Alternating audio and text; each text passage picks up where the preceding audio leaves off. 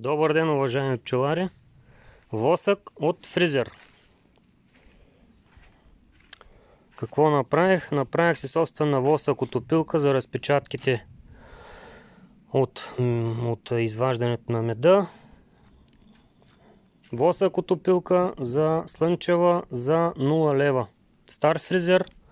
Извадих му двигателя, за да олекне. Изрязах му вратата отгоре, за да сложа стъклото.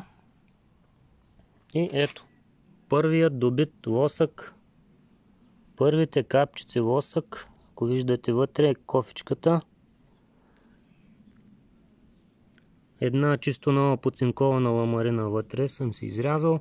Хваната е с телчета под наклон. Отварям ви, за да видите. Ето. Погледнете, капака си стои оригиналния. Може да се работим вътре, да си чистим, да си слагаме новия мед, да си взимаме новия мед. Новия восък. Ето кофичката. Ето как се тече.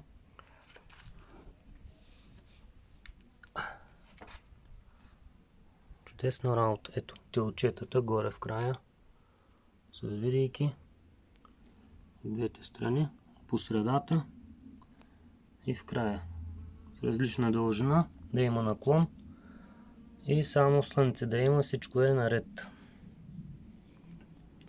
Стъклата са от стари прозорци. Фабрично са с тази ширина. Просто паснаха идеално на ширината на вратата на фризера.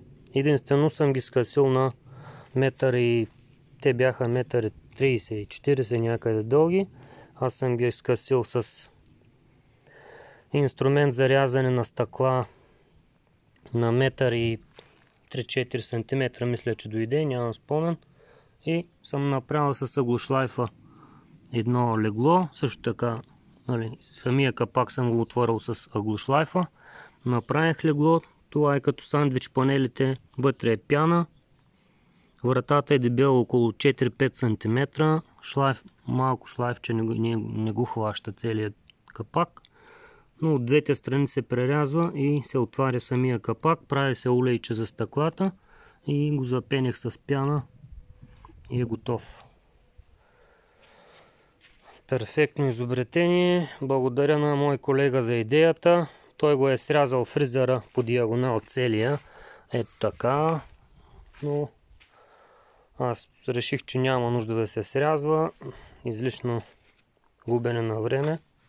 За 1 час е готов капака, ламаринката, кофичката и восъка си тече. Успех на всички! Изобретявайте! Който може, нека си направи. Всичко добро!